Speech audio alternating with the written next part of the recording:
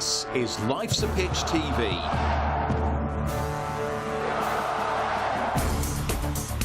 Main sponsor, DPS Tech. Also supported by Lackens, all about hearing. Forward Floors, Ginger Pickle, Fred Olsen Logistics, The Dove, Seckford Golf Club, Ashford Wright, John Keeble Cars, Venue 16, The Hudson Group, Come Hither Design, Sound 4 Pro Audio, and Suffolk Sound. Our charities this year, Cancer Support Suffolk and the Ipswich Town Community Foundation.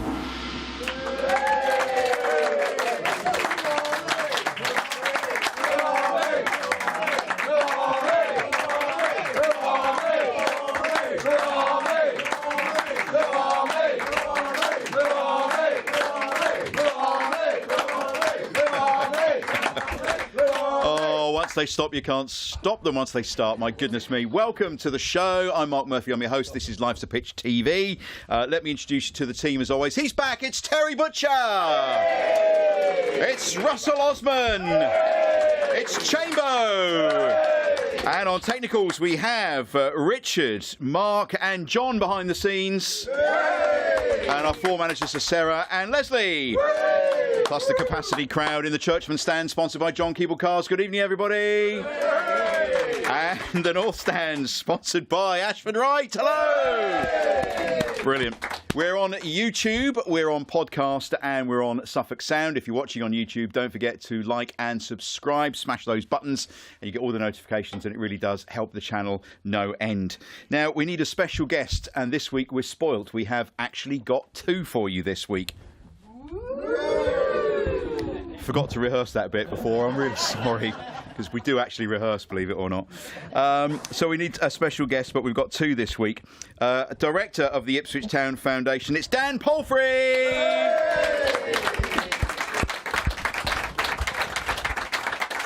And Director and Trustee of the Foundation, it's Peter Over!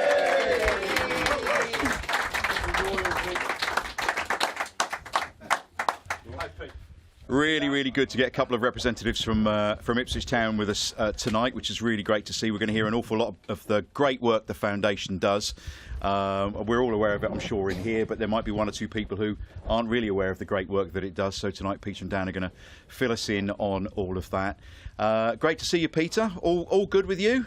Yeah, thank you. And thank you very much for inviting Dan and I here tonight. It's a real privilege. And yeah, things are going well. And as I say, looking forward to everything. Brilliant. For the next hour. Yeah, and Dan, the Foundation's going from strength to strength. We'll talk more later on, but it's going really well, isn't it? Yeah, really good. Just echo what Pete says. Thank you very much for the opportunity. It's great to be here this evening. And straight in front of you is our table football table. I don't know what you're like, boys, at table football. Dan, you don't look very happy at the prospect. Not good. No? Peter? It's Misspent youth? It's a bit too athletic for me, but you never know. We'll see later on. We'll see how you get on later on. We've got to start, though, with a look back at last weekend. And don't groan, everybody, because we were, it is what it is. We are where we are, to coin a phrase. We lost to Southampton, and Russell. Where do we start? We start with you, Russ. Here we go. Voice has gone a bit funny, Mark, for a minute or two. Where do you want to start? Yeah, Southampton, one of my old clubs, great club. Did you buy a half and half scarf? No, you're joking, aren't you? And half and half. I was disappointed. I think, like everybody, everybody expected us to crack on, and again we've gone behind. We get back on all square, and we keep giving goals away from similar areas, sort of making the same mistake over and over again. And are we not learning, or not getting any better in those areas? It's just a bit frustrating at the moment, and I know they had a change, and the goalkeeper's come in for a bit of stick. And at the end of the day, you've got to say he could have done better on both the goals. So, when you get paid decent wages like that, you just have to take the criticism on the chin and get on with it, you know. And I think he's had a fair share of criticism, and he's got to be big enough to accept it. So they've gone and got a new goalkeeper. Anyway, was it Alex Palmer from West Brom? And like we saw, I think it's for the Chelsea game when Christian Walton came back in, that gave the whole crowd a bit of a lift. And I think against Southampton, having Muric in goal, it sort of deflated them a little bit, you know, because Christian Walton's got a groin injury, I believe, something like that. And then we'll have to see what happens, not the cup game, obviously, but, you know, for the Villa game, see where we go from there. Yep, the games keep coming thick and fast, don't they? Terry, what was your assessment? I was pretty nervous, I have to say, like a lot of fans before the game. Some were saying, oh yes, easy, it's walk in the park, but I was really nervous about that game.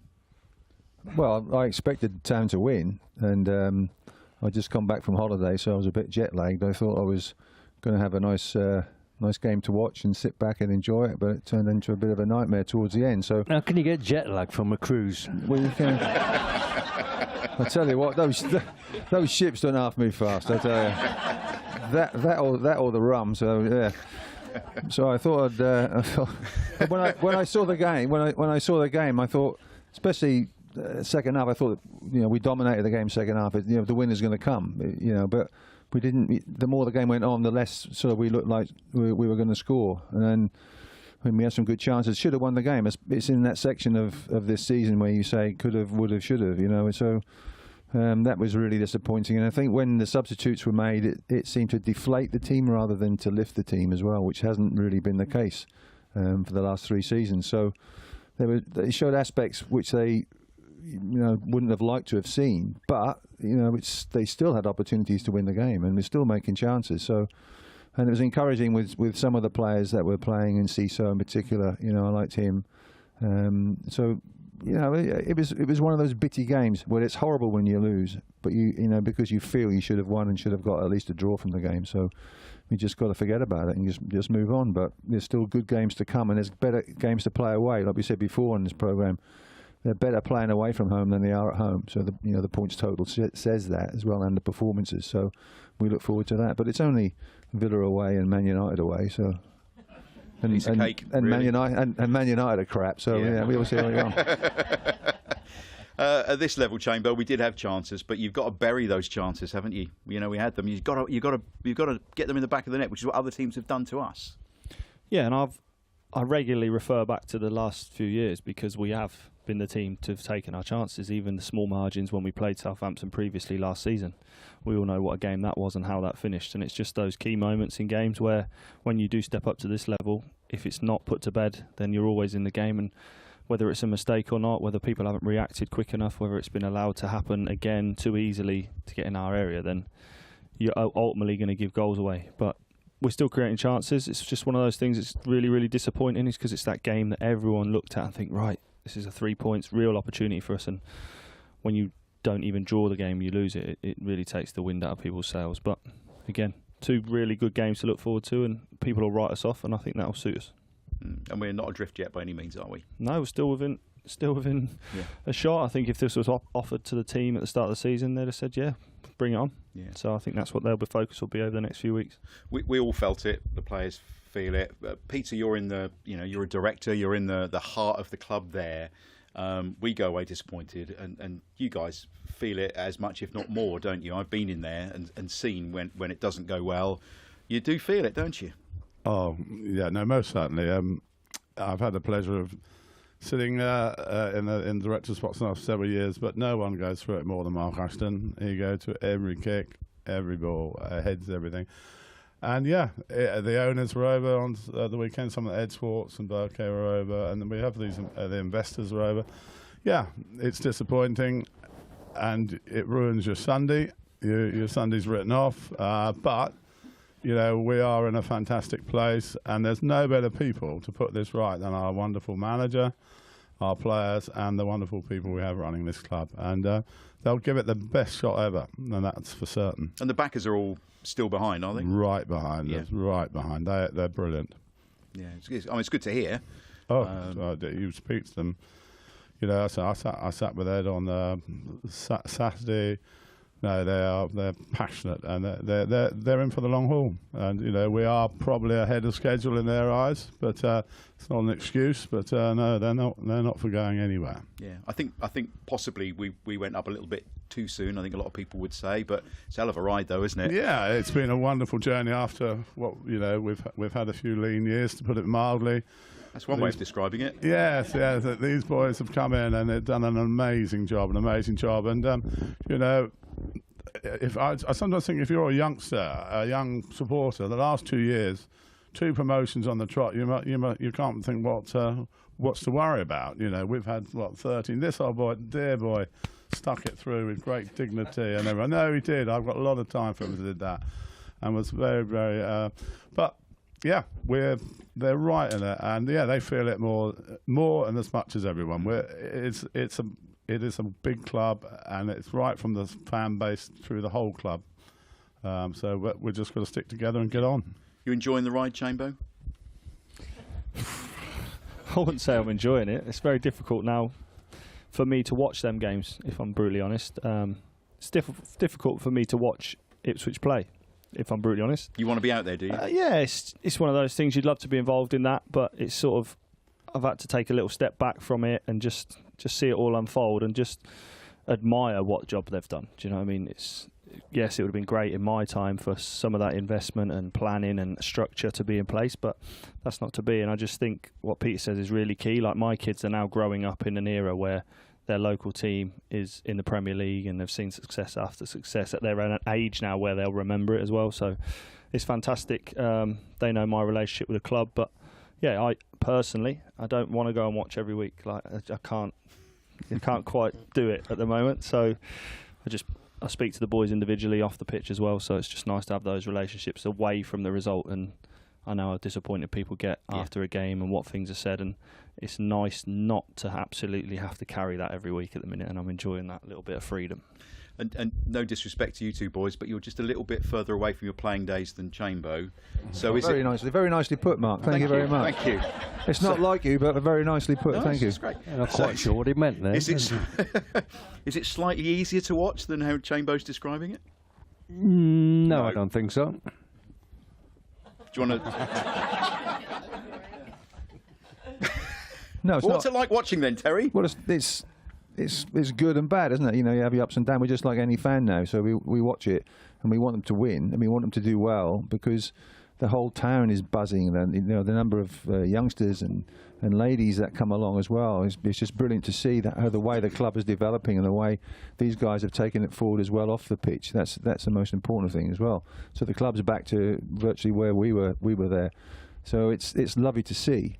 And it's so frustrating because we should be there, but we're starting from really scratch. We've up in 2 years, we have the foundation of the player. You know, in terms of the squad, isn't as strong as a lot of other teams that have come up. The Bournemouths and the Brightons and Forest. You look at these teams that have come up and been in the Premier League for a few years and developed, and now they're regular Premier League teams, whereas we're not. So we're worse than Leicester and Southampton because they went up before and then they came down. So there's a lot they're missing, but you've got to stay there to fill that gap. And I think having had a taste of it and seen it, everybody's totally behind the players. Yes, there's the few doubters and all these people who are going to say things anyway, but the general population and the crowd on Saturday in particular were really desperate for Town to win, and that's lovely to see. Well, hopefully it won't be too long before we're like Nottingham Forest, banging in 7, which was amazing. Well, they've got some good players. You know, there's good players all over the place. So they've got good players, we've got good players, and I think we've just got 1 or 2 players that, for example, take Amari Hutchinson. All he needs is a goal. If he gets a goal, we'll see a completely different player from now to the end of the season. Same for Jack Clark? Same for Jack Clark, yeah. You know, and things have been tough for them. They've tried things. Amari's had a lot of game time. Jack not so much. He's come on, he's tried to do stuff. He rattled one against the post the other day, which ended up in the back of our own net about 20 seconds later. So it's been tough for them, and it's a confidence thing really, you know, and you just hope they can get off the mark before the end of the season. But as for watching the team play over the last few years, you always try and put yourself in situations, or you think about situations on the pitch and how Terry would have dealt with something, or how I would have dealt with something, and it's frustrating when you can't do anything about it, and you just get used to that, I suppose, now. And it is frustrating when it affects the team, and you think, well, they've done it again, and we see things, and I know the game's different to how it used to be, and it's played differently to how me and Terry played, and it's played differently to how Luke played, and we all have to accept that, and there's certain ways of doing things now. I think there's one big difference, is that we can't really swear in the director's box, so that's a big thing. I bet you lot swear, don't you, on the terraces? Yeah.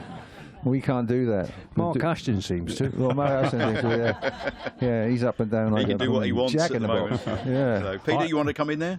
Yeah, no, I would just like to say, the fans, the supporters who talk about the director's box, we're in awe, absolutely in awe. And for me, one of the standout moments of the season was when we lost to Man City 6-0, and the players went up to the far end.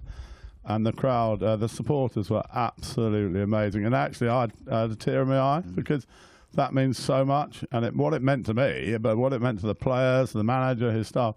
And, we've got a hell of a good football club. We're all right. We're absolutely in a good place. But the fans are so crucial, and they are brilliant. Wherever we go, I'm lucky enough to go to the away games. And, they're a great representation of the club, and our fantastic football club, and they are actually awesome and amazing. So thank you to them. When you go away with the team, obviously in the director's box, what happens when we score? Do you get up and celebrate? Yeah, God, do we? He does. We'd do a lap of the pitch if we could.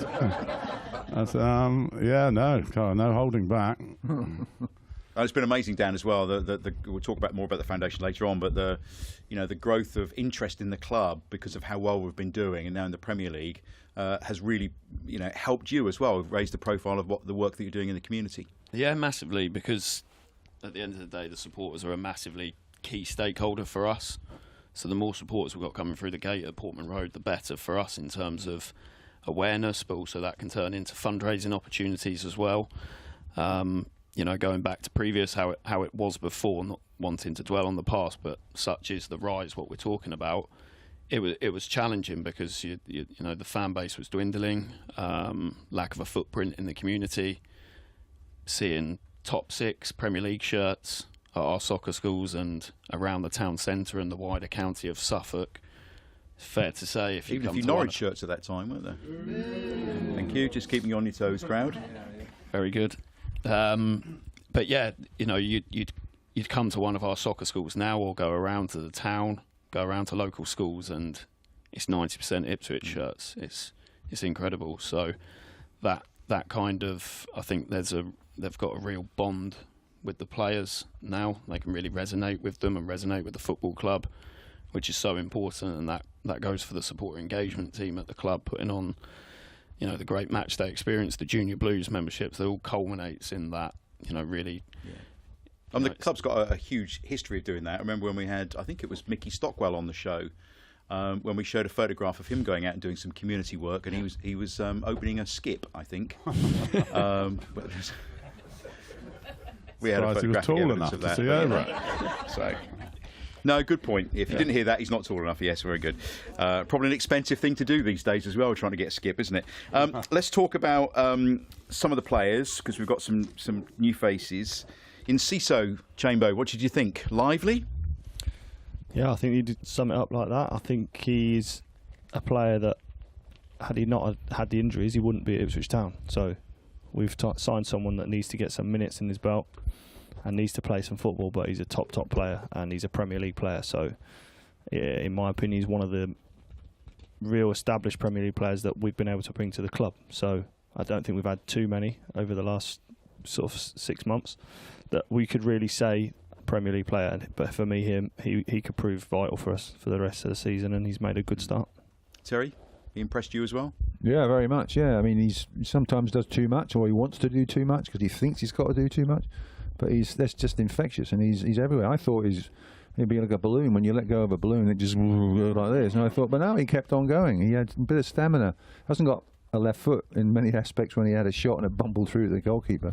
But he does get into good positions, and he's also, he can play on the right, play on the left, and play in the middle. So it was a great addition to the squad, and I liked him a lot. I was very impressed. Russ? Yeah, he was everywhere. Saw a lot of the ball. I think for the first half it was the Broadhead and Cisco game, wasn't it? You know, they shared one ball between the two of them, and nobody else got a kick really. And it was good. It was good to see. You know, enthusiastic, quick, sharp, bright. Very good. Look forward to seeing more of him. He was positive as well, wasn't he? When he got the ball, his quick turn, he's forward. He's not just dwelling on the ball and taking more touches and killing the like momentum of the attack. So yeah, he's great. He'll fit in really well. And January's a difficult time to get players, isn't it? Yeah, but yeah, it's an impossible really to get the right ones. You don't get them until the summer. But you know, you're held to ransom by the agents and the clubs and all that sort of thing. But I think we've done pretty well. I don't think they could have done much more. But at the end of the day, I think, well, you know, it's down to that group now in particular.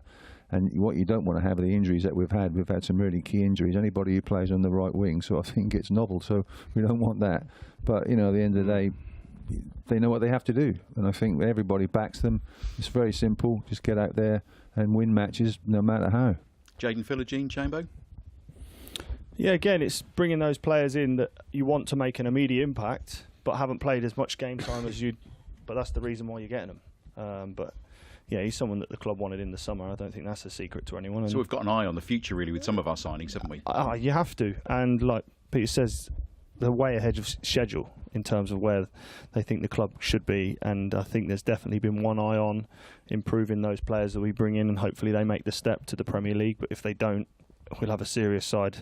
If the worst is realised, then we do get relegated, because the squad that we'd have and the improvement that we can still make to then the next time we have a go. This is all hypothetical. I think we'll still stay up, but yeah, it's been really pleasing to see the forward thinking, and he's a player that's going to excite people. Just got to get him up to speed as quickly as possible.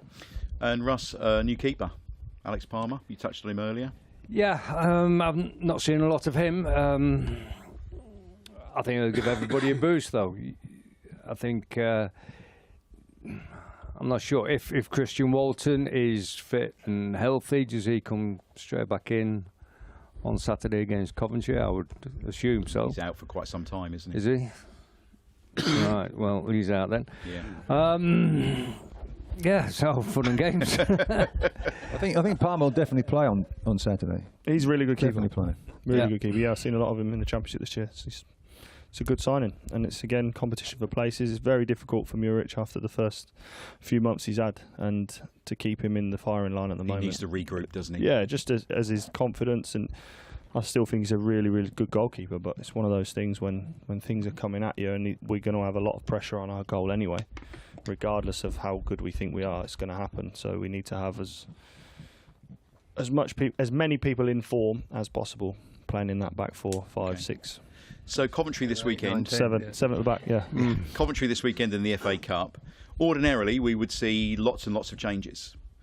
Mick Mills doing the summarising for the BBC at the weekend. I listened to him in the car on the way home, and Mick was saying, well, we've chopped and changed so many times that perhaps it would be good to try and put our best 11 out together, so at least they have some game time together, and to start to build these partnerships and relationships. Instead of doing the wholesale changes that we're likely to see. What would you do, Terry? But what is our best 11? Well, does Kieran know his best 11? Probably not. No, I don't think we really have a best 11. We spoke about this the other day, Chamo, didn't we? You know, Kieran McKenna picks his best 11 for that fixture. Not his best 11 overall. It'll be his best 11 to take on Coventry. And then against Aston Villa, he will then select his best 11 for that game. Yeah, but that's too many changes, isn't it? Okay. Silence says it all. It could be. Well, you don't know.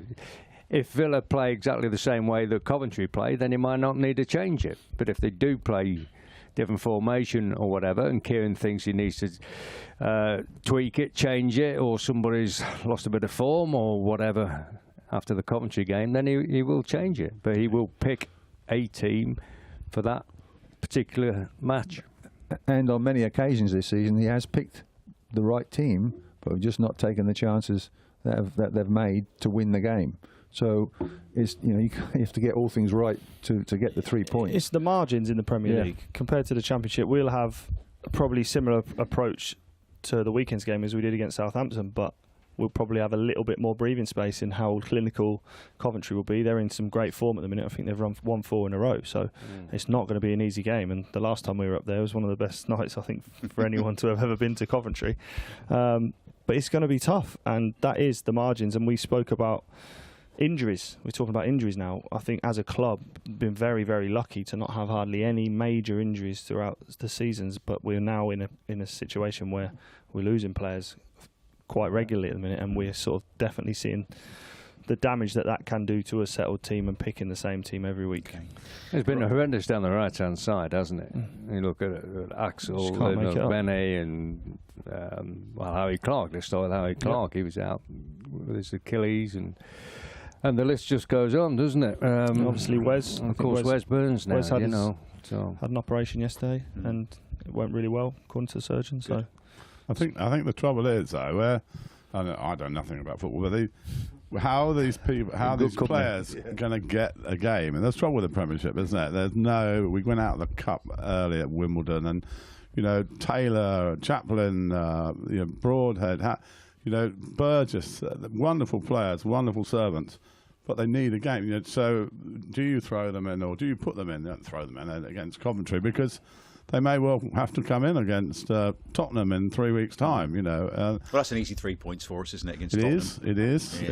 It is, I think. But my point is that they just haven't had any football. They don't get any football. So, and they're brilliant players. But I don't know. That's why Kieran gets paid the bucks. Yes, and, it is. He'll know what he's doing. He'll know what team he wants to play. He'll have them sussed out. It'll be nice to see us on the front foot, having more of a performance that we've been used to see over the last couple of years, because obviously it'll be back to the sort of playing against the Championship side and having that a little bit more freedom to go and get after the game. Okay. Which we've got 5,000 fans going, is that right, early on? So it's quite good travelling, isn't it? Right, time for the Life's a Pitch TV Player of the Week. This is sponsored by the Dove in Ipswich.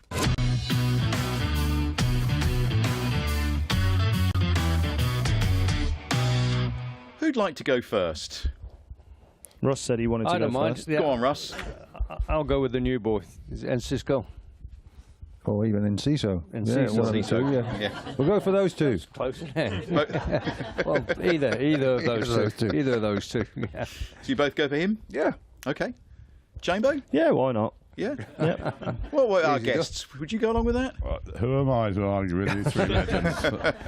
Dan, would you go along with that? Yeah, I'd agree with that. Yeah, okay, well done. I thought Broady had a good game as well. Yeah, he's played well since he's come in, hasn't he? Yeah, it's a very good I think point, that was one of the reasons we didn't rise when the subs came on and he was taken off. Him and Kayust, I thought they were two of our best players on the day, and sometimes it doesn't work when your subs, it sort of demotivate, or they actually, the form dive. So yeah.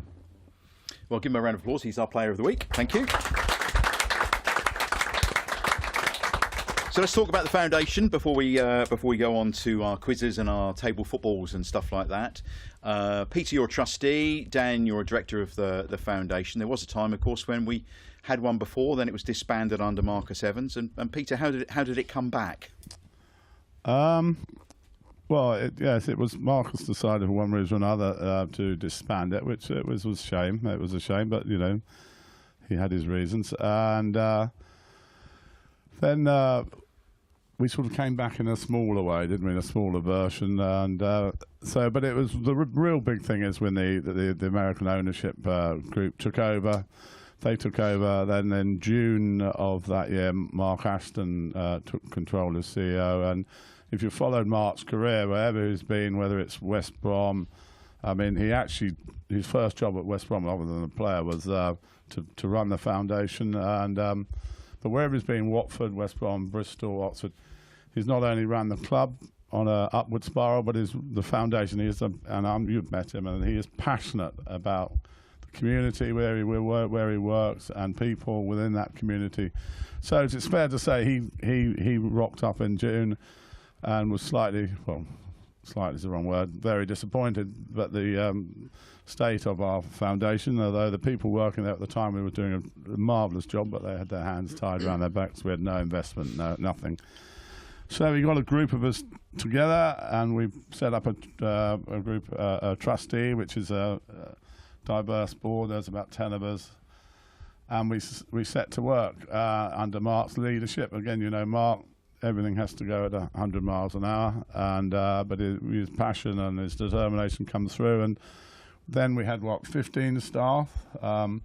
We grew at a rapid rate, and we outgrew Portman Road. We then had to get facilities over the road at Grafton House, and we were doing brilliant work. We have got a brilliant team run by Dan now. Dan came on board as a director sort of when? November 22 it was. So Dan came on, but I mean, the foundations were there, but we just needed to sort of align it all. I mean, just to let the people know, so most clubs have a foundation or a trust, but not all the clubs get on with the foundation or the trust, and that's bizarre. I mean, it is most bizarre, but they don't work against them, but they won't help them. Now, nothing is more different at Ipswich Town Football Club. As I say, the owners are passionate about the local community, what we do in the community, and you know, as Ed Swartz was over the other day, he'll say, "What's happening, Peter? What's happening? Can we be of any help? What do you need?"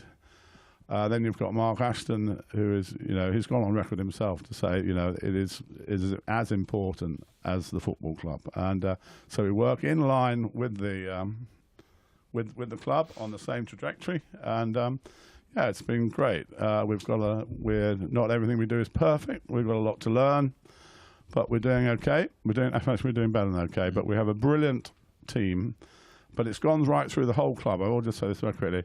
So standards are set by Mark, the owners and Mark. Then it goes through his senior management, all the areas of the club, where it's retail, sales, events. What else we got in the club? But they all get involved. Then obviously it gets to Kieran, his staff, then the players. The players are absolutely brilliant. We have Connor, obviously, and Natasha involved, but you don't have to twist the players' arms.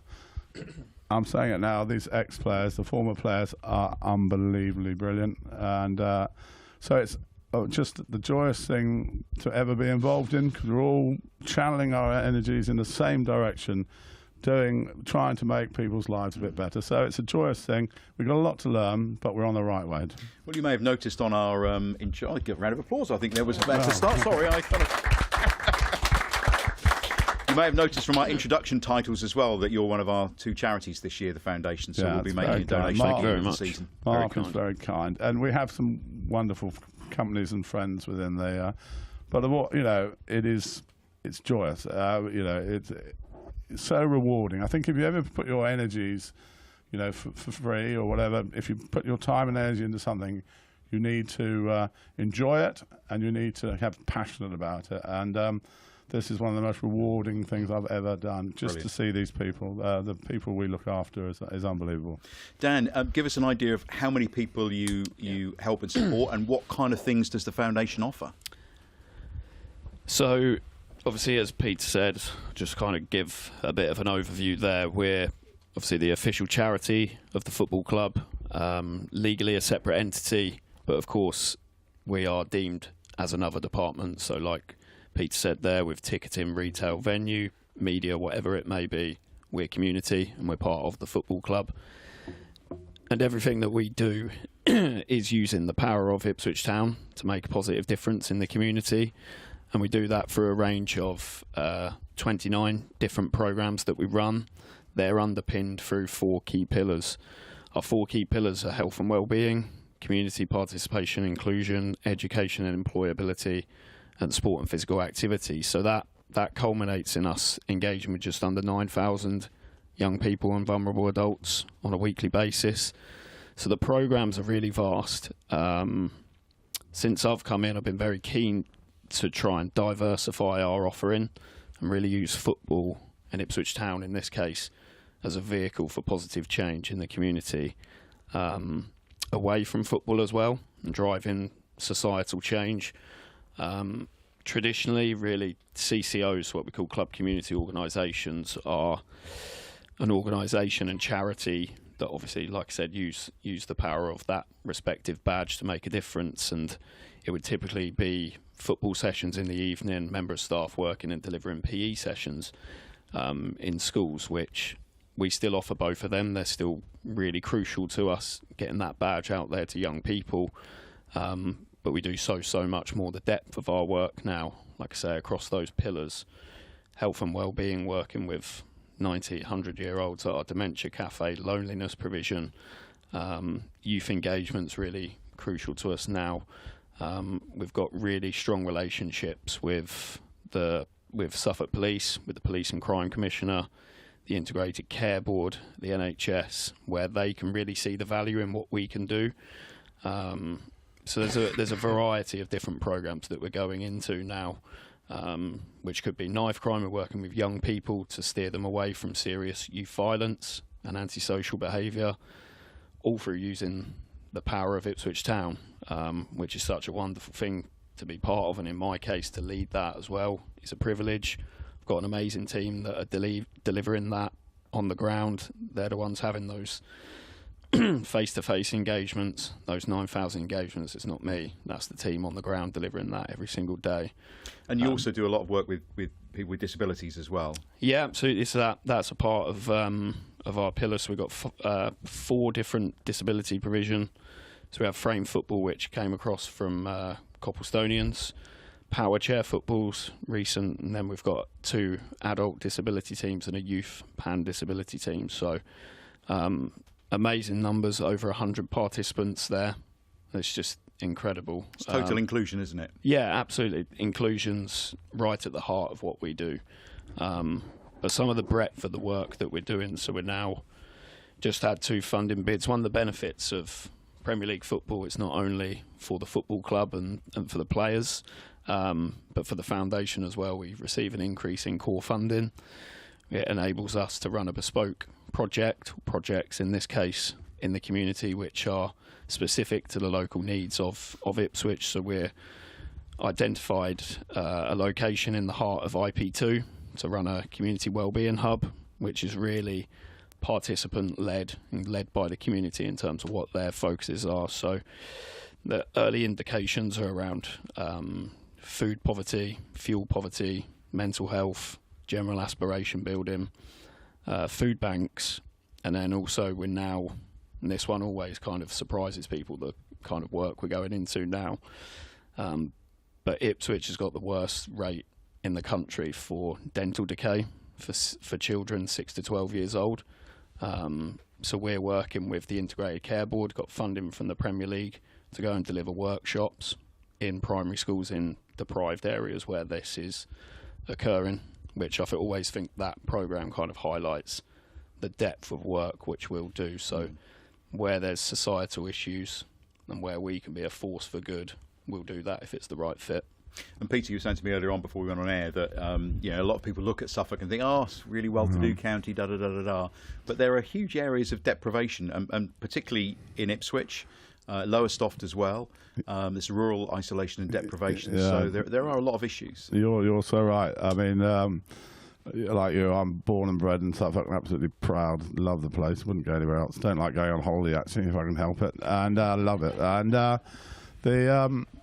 but sadly, it is perceived as being quite an affluent area, and it's but actually there is huge areas, especially not only in Ipswich but rural. There's some very isolated villages which no bus service, no internet. The shops, the banks, even the pubs have closed, and so people get very isolated and lonely. And so we have to get what we're doing right in Ipswich, which we are doing right, but we are getting out. And soon we will get out further, and we will get into the Haverhill and to West Suffolk and to Lowestoft. But we just need to do what we do well, and then. But yeah, it's an endless job, but it's a beauty. We are getting there, and as Dan said, it's the power of the badge, we call it. It's Ipswich Town's badge, and that's why these three gentlemen are so important. They've represented this club with great distinction, so whenever they turn up to something, it means an awful lot to people. I'll just say we have these dementia cafes, and it's most for the participants and the carers. Now, the poor participant, whether they're a lady or gentleman, they probably don't know what they had for breakfast. But Terry Butcher, Russell Osman, Luke Chambers walks in, smile comes on their face. They can remember when Terry scored a goal with Russell, whatever, you know, and that is so heartwarming for everyone. And that's, you know, that's the great work they do. Well, I think a big round of applause for our foundation. Brilliant. I'm just going to go off script a little bit because I was going through my stuff the other day and I found the Ipswich Town official yearbook for 1984. Here it is. And inside, spotlight on Terry Butcher, spotlight on Russell Osman. And I flipped a coin and we're going to just see if Russell has the same tastes in 2025 as he did back in 1984. So, Russell Charles Osman. Yes, sir. Yes, sir. Birthplace, Ilkeston, Derby. Yes, sir. 14th of February, 1959. That's a week on Friday if anybody wants to send a card or a present. That's when he gets his pension, by the way, so there we go. At the time you weighed 12 stone. What do you weigh now? What do I weigh now? About 13.4, I think. Okay, that's all right, isn't it? Yeah. I can't comment, of course. My first fighting weight, when I made my debut, I was 11.10. Okay. What were your hobbies in 1984? I can imagine what they were, Russell, but... Golf, Mark, probably. Anything but gardening, you said, in 1984? Oh, anything but gardening, yeah. Things have changed. But now you're doing a lot of gardening, aren't you? We're doing a bit of gardening, yeah. Favourite pre-match meal? It was Probably healthy. Yeah, chicken. Grilled fish. Oh, it's close, It's wasn't all it? right, Butcher, you've got this next week. It tasted like chicken. Tasted like chicken. Favourite meal? Anything foreign. Correct. Favourite drink? It's a hard one, that one. In those days, probably lager. Correct. What else can we do? Favourite other sports? Well, you've already mentioned one. Golf, cricket. That's about it, really. You played it with a racket? Squash. Squash. Well done. Do you want some more of these? Because we had a squash court. Favourite other sports stand. person? Favourite other sports person would have been Barry Sheen. Correct. And there's a lovely picture of you and Barry Sheen in the book as well. Yeah, I had a day with him. He was Yep. great company. Fantastic fella. Favourite record or piece of music in 1984? What would it have been? Crikey. Might have been a bit late for Dire Straits or something. No, it wouldn't have like been that. late for Dire Straits. No, It was probably Dire Straits. It would have then. been something you do on four wheels. You have one on each foot. Skate. It was Skate Away by Dire Straits. Was it? Well, that's what you said here. That's what it said Skate in Away by Dire 1984. You better listen to that on the This way is out. going really well. Favourite film? Favourite film? Escape Not to Escape Victory. to Victory. Favourite film? The Thomas Crown Affair. Correct. Well done. And Steve McQueen. And favourite film stars? Steve McQueen. And female, not a film star, this person, but a TV star. Very petite. She likes to walk around in wellies and I dig know. vegetables. Yeah. I forgot her name now. Felicity Kendall. Felicity, yeah. Kendall. And Do I get any points for this? no. More than me, anyway. And miscellaneous dislikes. What did you dislike in 1984? Rude people. Bad drivers. Well, that's rude, That's isn't close it? enough. Yeah. That's good. And your favourite ex-player? My favourite ex-player. Yeah. Who would you have said in 1984? Cool. I think it was a Derby player. Well, if it's a Derby player, think Colin he was. Todd. Kevin Hector. Oh, Kevin Hector. Kevin Hector. Well, played with Alan Hinton and yeah. It's the biggest Dan, page. your wife's ringing. Biggest page ever, that, isn't it? It is. It's never ending page. Anymore? Your most memorable match played? Probably against Barcelona. St Etienne. Oh, Yeah. that one then. And the best goal Name you ever dropper. scored? Oh, I think it was in the pre-season friendly. It was. Yeah, rifled it in from about 40 yards. Pre-season game in Rotterdam. Yeah, Is that the one? yeah. And one more. One football rule you would like to see changed. You can chop your golf ball out of a divot. One football rule you'd like to see changed. It's to do with goalkeepers. Crikey. At the time you said, I'd like the goalkeepers' rules sorted out once and for all. Crikey. It's taken me back a long time now. Yeah. What? Oh, and your favourite TV commentator? Mr. Motson. Correct. And I'm going to ask you this one, because it on. applies to both of you. Your favourite comedian in 1984 was who? I wonder if it would be the same now. Your favourite... Butch knows. I don't know any comedians in Of 1984. course you do. Billy Both answered Connolly. the same one here. Your favourite comedian in 1984? Not Billy Connolly. No. No.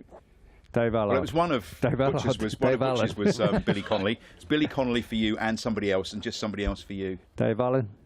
No. No. Dave Allard. He's perhaps not quite so appreciated by an awful lot of perhaps woke Bernard Manning. people today. No, not quite. You're Nick. Well, Ken Dodd. Todd. we're straying off the path here a bit, aren't we? Nick. Jim Davidson, yeah. Davidson. Jim Davidson was your favourite comic in 1984. Yeah. There we go. They're actually all Forgot dead, about those people Jim. you mentioned, aren't they? Sorry. What a wonderful trip down memory lane, everybody, wasn't it? Fantastic. You're next week, Butch. All the best. No, it's good. You'll enjoy yours. Right, it's time for Ask the Legends, sponsored by Seckford Golf Club. Let's see if Butch can get it on this week. Just ask me 100 questions there. Well, Chamber, you did it last week, didn't you? And do you want to tell Terry the good news? I think he knows, but yeah, he wouldn't have expected anything different. Got him a point. Yeah. So it's now 14.5 to Russell, 8.5 to Terry. 9. No, I changed it. It's 8.5. It seems whenever I get a point, it's just it's a -1. It's not a +1. That's Well, all. would you like 9? Yeah. Okay, we'll give you 9 then. Thank you. You only have to Can I have ask. 10? Can I have 10? No. Well, I can't have 14.5 then, can I? So you can have 14 then? Yeah, I like it. Why? Well, I'm rounded yours down. No, I'll give him 15. There's no 15, problem. all Yeah, right. yeah. What a waste of time that was. Here's Simon from You Seckford Golf started Club it. with this week's question, which you all love and will all be able to have a go at. Right, good evening, everybody. So, Good evening, in Simon. 1984, gents, Oh, here we did go you again. play Scrabble? That is the big question for tonight's question. Because how many points would be scored on single squares for Ipswich Town? So picture a Scrabble board. The word Ipswich Town. How many points would How be many points would be scored? scored on single squares? I haven't got a Scooby-Doo. Tile value for Ipswich Town. What's Scrabble? I don't think I've ever played a game of Scrabble in my life. Chamber, any good at this? I'm very good at Scrabble, actually. You like Scrabble? Not, in, you wanna work not in that out? 1984. I wasn't Are you not alive involved then. then, Chamber? Come on, Chamber. Do you wanna- You're not in this? You're Dan and Peter, you're welcome to try and help Chambers. out here. I can Chamber, hardly keeps the read, quick. let alone play Scrabble.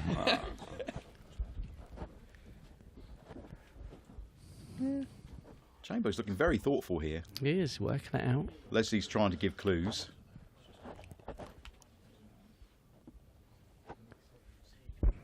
Terry's not looking up, but Russell just saw some clues. So, I'm a pure guess. have you got an answer? Yep. Terry, got an answer? Yeah. Okay, Here we go. here we go. Terry, your answer is 7. 7.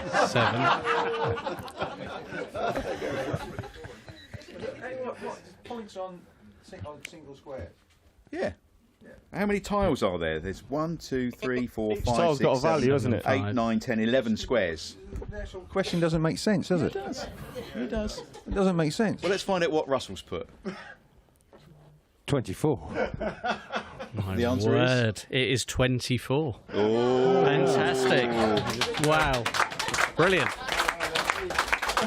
I'm going to go Well done, on another Russ. game of Scrabble now. 16-9.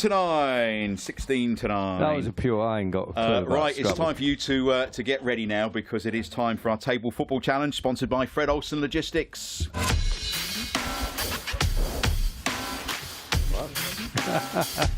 Another one, you're not in. So Chambo's going to just sit there relaxing as he's top of the leaderboard on 5. So we have Terry and Russell taking on Dan and Peter. Dan and Peter, you've got 60 seconds to score as many goals against our England defenders as you possibly can. The top score to beat is 5, which Chambo scored on our very, very, very first episode. 60 seconds to score 5 at least. Peter's going in goal. Dan's going up front. Have you got your balls, chaps? Yep. So to speak. Are you ready?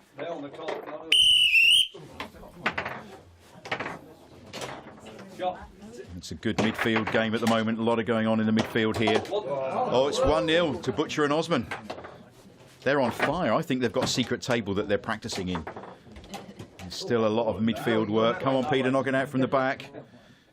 Good chance for Dan for a shot here. He's lining it up. Oh, dear. Oh, and it's an Alan Hunter out of the ground. Still 1-0 to Butcher and Osman. Good shot from Russell. Come on, Peter. Do some defensive work. Detective work, even. Whatever. 5. You got 5 in his first game. You got 15 seconds to score, at least to get a draw. Stuck in the corner flag. You're playing for time at the moment. Come on, come on. 2-0. There we are. Well done. 2-0 to our legends.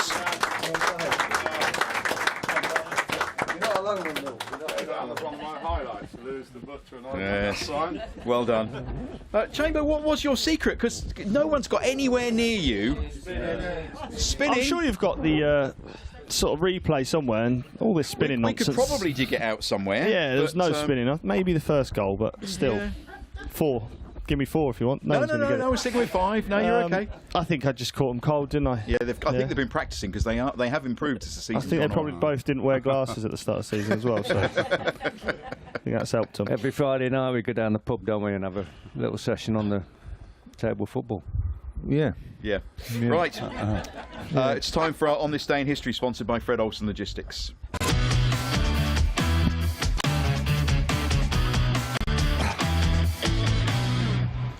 Russell. Caught me off guard there, Mark. Sorry, mate. Right, we're going to start on Saturday, the 4th of February, 1984. A young lad aged 16 years and 56 days, Jason Dazelle, became the youngest player to appear in a league match for the Blues. He scored on his debut in a 3-1 victory against Coventry City, of all people. And he was to eventually leave for Tottenham Hotspur in a £1.9 million deal after notching 73 goals in 416 games for Town. Yeah. Chambo, he's a good lad, isn't he? Dozer. Great guy, yeah. The guys had the pleasure of playing with him. I didn't, but I works. got his son. Yeah, he helps us with the foundation, but he works for the foundation. Does a very good job. Yeah. Very Yeah, good job. good He's top guy. Well, I know you've both spoken about playing with him before, haven't you? Yeah, Yeah, it's good. He's a diamond. He really is. He's genuinely got the club at his heart. Like he is Mr. The only Ipswich, thing definitely. he doesn't do is keep a microphone close to his mouth. He just he is absolutely useless at He's got that. his own style. Okay, Saturday the 5th of February 1983.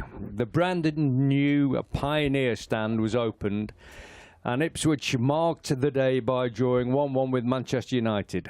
The stand cost £1.4 million to build and had a capacity for 4,800 seated spectators. Sir Stanley Rouse was present at the unveiling. Also on Saturday Well, the the trouble 5th is that cost us more than 4,000 in the end, didn't it? It cost us about 10 internationals. That's what as it a did, team, yeah. didn't it? Yeah.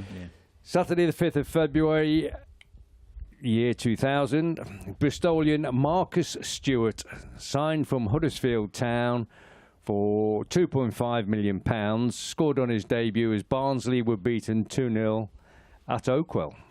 And So on that this is- day 25 years ago. Yep. That's Well, it. I think if we push a button, we might just be able to see that happen. Oh, that would be nice. Wow. Here we go.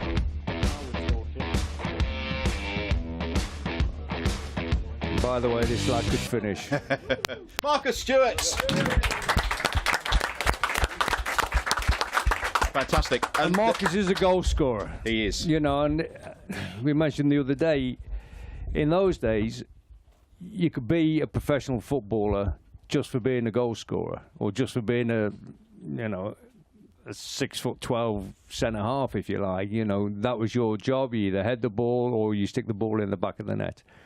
Nowadays, it's a little bit of a different kettle of fish. You know, you want to expect Marcus to start closing down full backs and being the first one to put the press on and instigate this, that, and the other. He was purely there to stick the ball in the back of the net. A bit like Lineker. Ask Lineker to take part in a training session. No chance. He just wanted a bag of balls in. He was absolutely custom hopeless for him. Yeah. He just stayed in the penalty area and scored goals, and missed a lot of goals as well. So he did that. So he probably did his commentary on himself on the pitch at times in preparation for the future.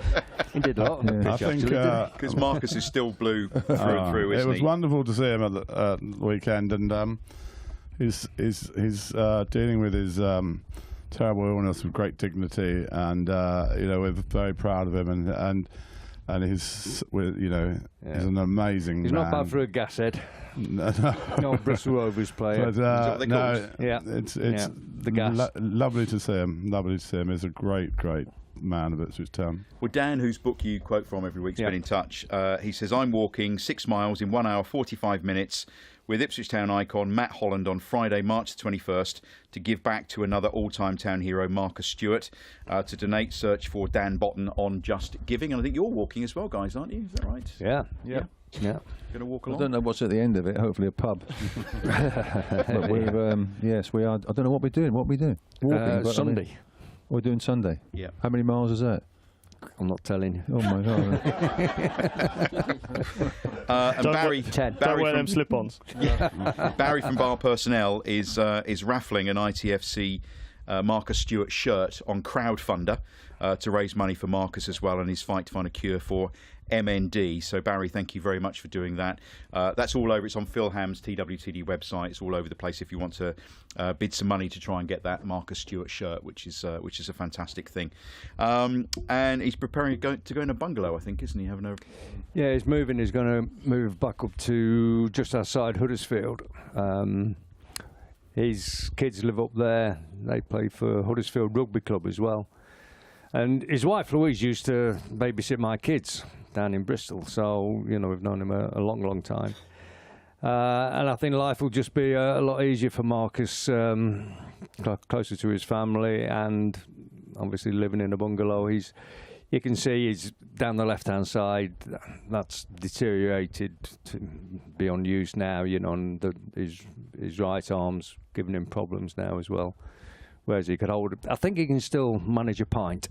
He can still hold a pint. He's okay with that, but Brilliant. Well, he's fantastic, and there's a lot of love and support for him as well. And I think we're going to try and get him on the show in the next few weeks as well to talk about the March of the Day, which would be great. Ipswich Town's women game was postponed the other day. Man v Fat results, an excellent week for the Man v Fat community. They've shed an impressive 6 stone as a group across the 2 leagues. They've currently got 94 players. Individual honours this week to Karen Hillman, James Carnell and Matt Hill, who all obtained their 5% loss certificate. And a round of applause for Mike Eglantine and Matty Hart, who have now both lost weight for 22 consecutive weeks in our last man standing competition. So I think well done. Some good news this week. We've secured the Job Site Community Stadium, home of Colchester United, for an 11-a-side charity match. They've been in touch saying, did any of us want to play or manage? So we'll get back to them on that. This week's results: Ivory Toast 11, Borussia München Flapjack 11, the Red Hot Chubby Fellas 12, Galatasaray 10, Wycombe Waddlers 4, the Red Cat Funts 6. Best wishes to town on Saturday. Let's have a cup run, he says. Perhaps we can concentrate on the cup. Maybe not. What do you think? This weekend going to be a win, Chambo? Yep. Okay. Russell? Yep, Terry? definitely win. Yep. I think a good Definitely. win. Peter? Yeah, definite win. Yeah. Capacity crowd? Lovely. What a positive note to end on. It's been great to see you guys here. Keep up the good work. What you are doing is truly amazing and is transforming people's lives. And, you know, we wish you all the very best going forward. And as I said, you're one of our chosen charities this year. And actually, it's up on our screen in the studio right now behind you, along with Cancer Support Suffolk. So good luck for the rest of the season. Pass our best wishes to everybody at the club. I'd say on all the trustees, Mark Ashton, the chairman, all the staff, thank you very much, and thank everyone, all our friends. I mean, for all you do, it makes it so much easier with all the support we've got from your good people. Thank you. Brilliant. That's it for this week. Give them a round of applause. Lovely. Don't forget to keep in touch with us on our socials. If you're watching on YouTube, like and subscribe. It does make all the difference. If you're listening on podcast, Suffolk Sound, you're most welcome as well. But have a look on YouTube. You can see just how beautiful our capacity crowd are and our team here, and how wonderfully dressed they are in their blue and white and everything as well. So like and subscribe. We'll be back next week. I'll leave you with 2 words, and it is Blue Army! Blue Army! Blue Army! Blue Army!